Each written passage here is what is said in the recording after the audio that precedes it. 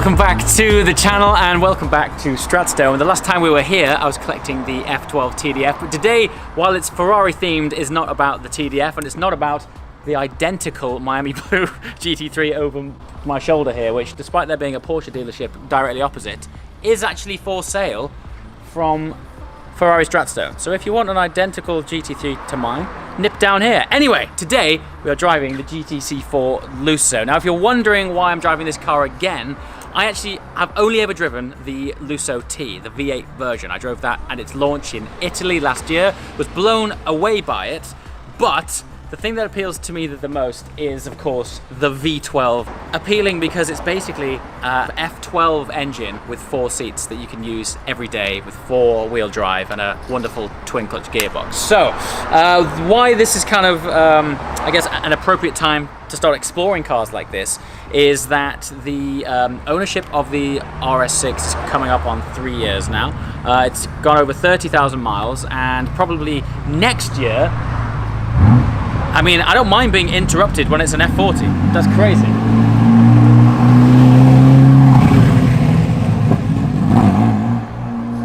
I love this place. So next year, I'm probably planning on swapping the RS6 for something. Now, I'm aware there's a new RS6 coming soon, so I'll probably wait to see that. But the next car that is definitely on my radar is the V12 Lusso. Let's hop in and check it out.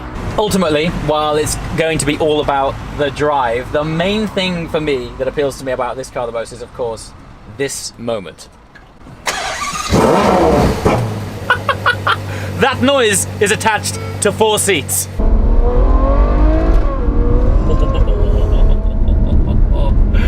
It's weird hearing such a familiar sound, but it being transmitted through something so smooth, right? You know, like the last V12 I drove was the TDF, which delivers an experience very differently.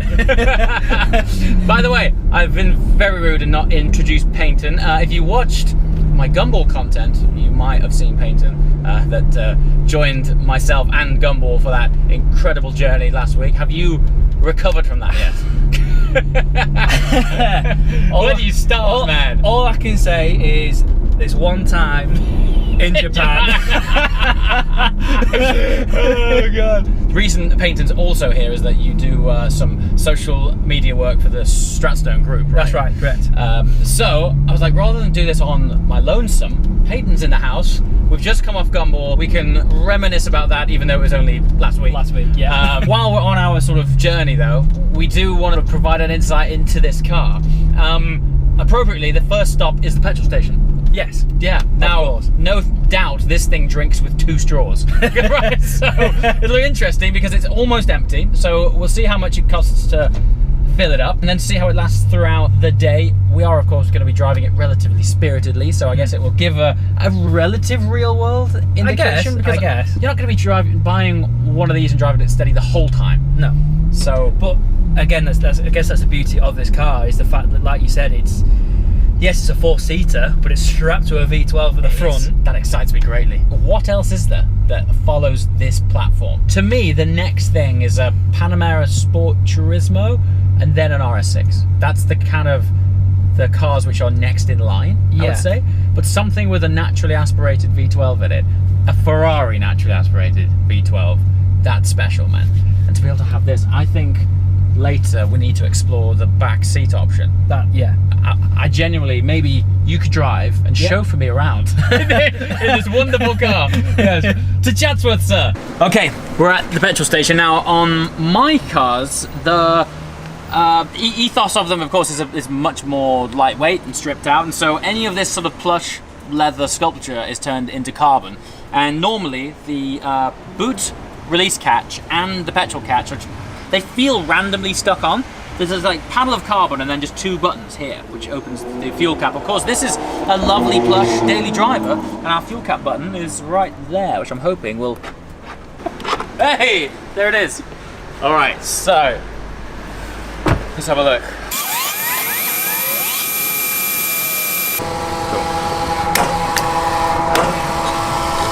Mildly depressing. I'm gonna go ahead and say that we're in somewhat of an affluent area at a Shell, putting in V-Power. So the average price might be skewed a little bit, but to witness these figures, disproportionately are upsetting. We've filled up with 81 litres of fuel, and it's costing us £115.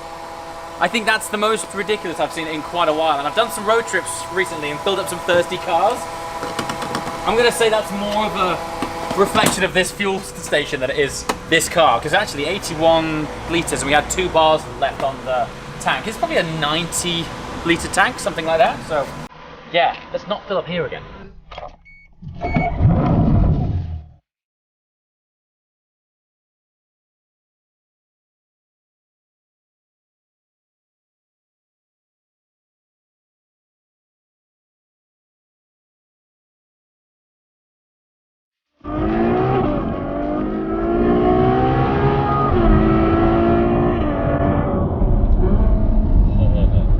Okay, so ultimately, while this is a more practical format Ferrari, we do now conveniently find ourselves on some tight, twisty driving roads. Listen to that. See, that's the thing, man, like...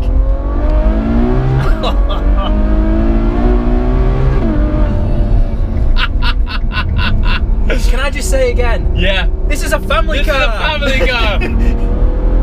It's got wonderful torque. So it's 681 brake horsepower, which for something with 4 seats I think is quite just insane. Tasty. That, and it's over 500 pounds-feet of torque, and it just feels effortless. What I'm still finding interesting is how it sounds so familiar, but I've never felt a Ferrari drivetrain so smooth. We are really hauling, and yet the way that it is delivering the experience is pretty smooth. Whilst absorbing, I mean this road sucks. This road, yeah. This road's terrible. It's compliant. It's super compliant.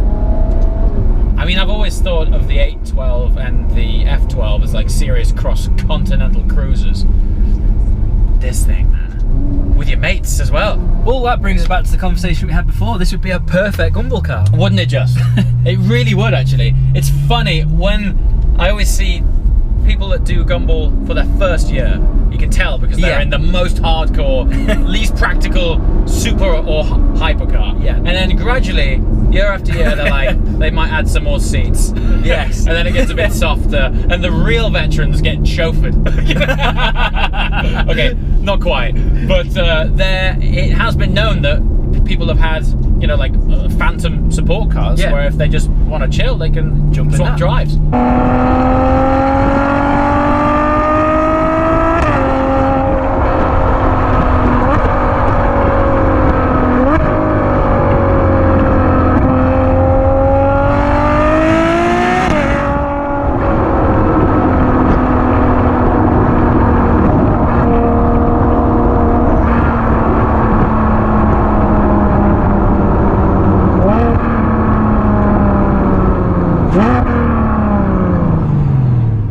Also, the car is four-wheel drive, so it's not always four-wheel drive. Its default setting actually channels the majority of the power to the rear wheels, which is great because when you feel like driving it, it lends itself well to the characteristics of a driver's car. But when it detects any slip, or if you're in the wet or snow or just a loose surface, the trickery that is going on underneath here, the front wheels have their own gearbox. It's crazy, man. So while this car is absurdly expensive, you are actually paying for quite a lot of tech that you actually don't see. Okay, granted it's not wet, but we've been flooring it flat in first, and there's not even a light on the dash. No. Nothing. It doesn't squirm, it just plants it and it just goes. I mean, to be able to apply all, let's face it, almost 700 horsepower in this, 4 seats, dog in the back, off you go. That is so cool. But even now, I mean, you know, the roads aren't the best. No. We're not having to shout. We're not. To talk to each other. It's opposite of the TDF. Completely. Yet, the engine is a very similar engine. Okay, the TDF has elements of the XX program in it, but the majority of the drama of that car is from the drivetrain and the fact that there's basically no sound deadening. It's a very ferocious engineering exercise of what is essentially the same block. Yes. It's like a different car, like a totally different world. But then, like we were saying before, the car is almost 2 cars in one. It really is. Because It's a Jekyll and Hyde car. it is. We like Yes. this. Because earlier on, there was a moment where we just kind of shut up, didn't we? And Yeah, we were we were just peaceful. chilling. Road noise, minimal. Seats, super comfy. And then you like flick it in to sport mode, drop it down a few cogs, And then the all valves open up, And all hell breaks all loose. hell breaks loose. It's so cool. It's just crazy. I love this thing. The roof, as ridiculously expensive as it is, it's a feature in any car that I've seen that transforms the feeling of it more than the amount of light that it lets through and cascades in this interior. Think about if this was all black now, it would feel a lot more closed in. Yeah. But with this, like, you feel like I could reach up and touch the sky. It's amazing. Right, then let's go hunt down some cake. I'm starving. You and me both. So I remember when I first started this channel, I would come out here because these roads are fantastic. So we're talking 2.5 years ago, and I think the scaffolding hasn't long come down, and they were basically doing a renovation on the fascia of it. Yeah, and it turns out that they were applying real gold leaf to the window surrounds. So when you drive down here and it looks like a golden shimmer, it's because it literally is a golden shimmer. Look at it, it's crazy. What an incredible building.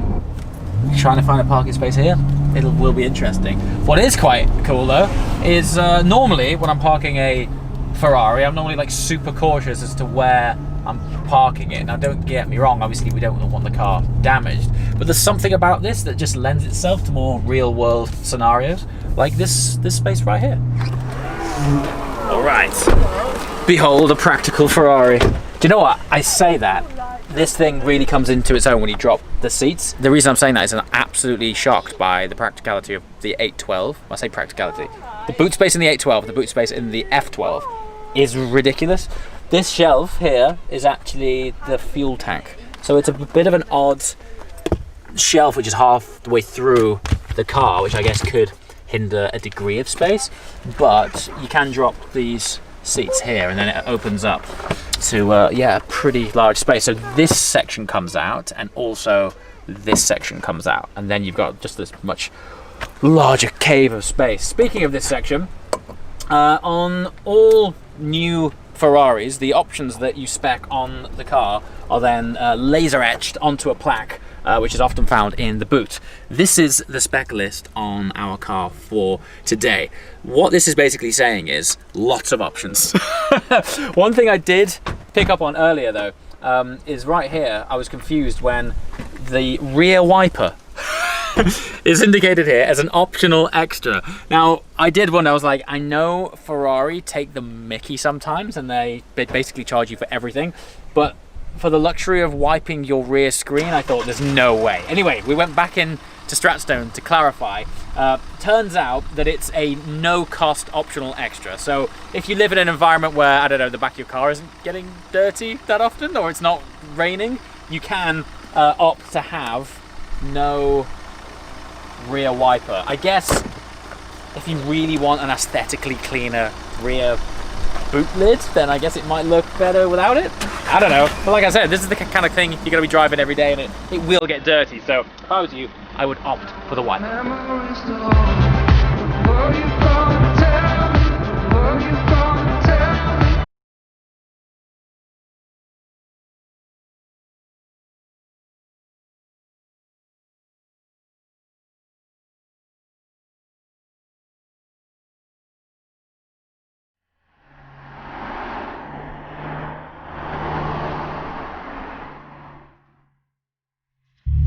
Okay, so for your viewing pleasure, I'm trying to get the most creative angles I can.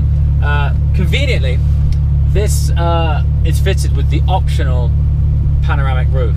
Now, we were just joking because it's amazing for mounting GoPros too, but this is an £11,500 optional extra. Great for GoPros, but it's an $11,500 GoPro mount. It's ridiculous.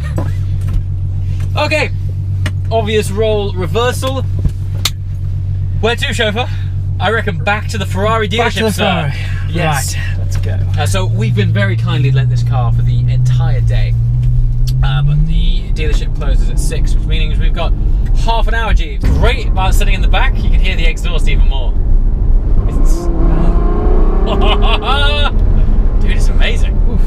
the room like back there? Actually, really good. So I spent some time in the back of an FF, and they've definitely provided more room in this car. Now, at first it might be a tad deceptive because it doesn't look like there's that much space between the seats and where your legs fit down here in the footwell. However, we were discussing earlier that because these seats are so dished, they're like their own bucket seats almost in the back of this car. You actually sit quite far back in the car, leaving you loads of legroom. When you see it from the front and you look back, you don't expect it, but you sit all the way back, and this panoramic sunroof, honestly, dude, as good as it felt in the front, it feels better. In the back, it's a whole new world. It's crazy. It's amazing. It's actually gorgeous. And for sort of the record of the video, we have moved that chair back to sort of simulate someone actually sat in that seat. That's right. So that is where that chair would be if someone would be sat in that chair right now. So, I mean, technically, if you wanted to kind of chauffeur someone, you would push this all the way forwards. Honestly, you would have so much space. But that's got I would say your average size in there. That's the same distance back from the console as you are driving now. Yeah, it is, yeah. I could go a long way in this, man. It's cool. Particularly with the sound of a V12 ringing in my ears. And you're even closer to the exhaust at the back. Closer. I'm enjoying this. So, in the front of this car, where the passenger sits, on the dashboard is the optional passenger display screen. We've kind of concluded that, yes, it's a gimmick, but it's a very, very cool one. And I think without exception, this makes the passenger side experience the most interactive in any car that I can think of. And I guess why Ferrari have done that is because yes, it is a driver's car, and yes, it's a driver, but it's a four-seater, so they know they're going to have people in it. So I guess it's keeping everyone entertained. Yeah. Well, normally, if you think about it, every other Ferrari is pretty much centered around the driver. Yeah. Almost without exception. Exactly. They did develop this a little bit in the F12 when they introduced the passenger side display, but the first generation of that, like what is in the TDF, is very basic. But on this, it's like a full color screen, and not only does it display, but the passenger can interact with it as well. So you can be DJ if you want to. You can really annoy the driver by changing tracks and things like that. So the funny thing about it is, we were saying that it is literally 6 inches away from the primary screen. Which is a big screen. Which is a big screen that the passenger can interact with just as easily. Which is why we're saying that this passenger side display screen is totally unnecessary, but in terms of also a sense of occasion for the passenger, it's unlike any other car.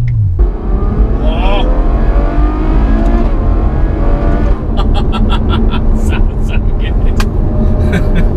I can't believe this thing's got 4 seats. So yeah, I was going to say, did we tell you this is a family car? By the way, if we haven't said that 12 times, it's a family car.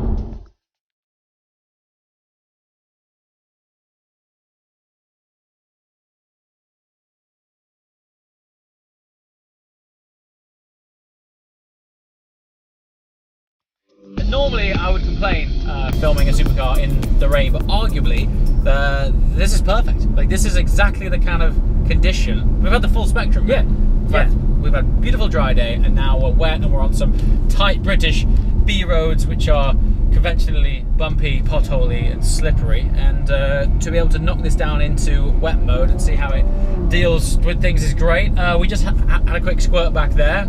Once again, not even a light, not even a traction control light, just grip and go. It's awesome. Modes on the Manatino: we've got ice and snow, we've got wet, comfort, which is the equivalent of just daily use, and then sport. But equally, we can independently control the damper settings from the drivetrain and traction control settings. So even when you're in sport on the Manatino, you literally press the damper button, which puts it into bumpy road mode, which should also be called British B-road mode. And you can enjoy faster gear shifts and lovely throttle response, but you can just iron out the creases of unwanted bumps, which is cool. But as soon as you turn this down to either comfort or wet or ice and snow, there actually isn't the option to decouple the dampers and have those to your own settings. They've sort of created their own settings. So the idea is, if you're in comfort, it's chill mode anyway. Jeez. Jeez, look at this. And we're back. Amazing day. Massive thank you to Stratstone, as always, for lending me this wonderful car. Thoughts? Desperately want one.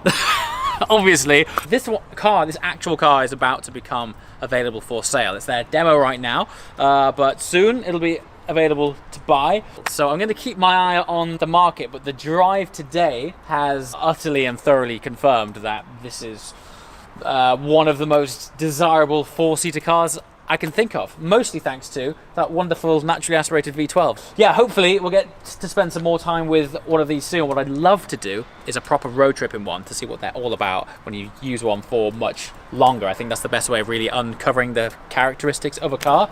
But until then, the want is strong. As always, guys, thanks for watching. I shall see you next time. Ciao.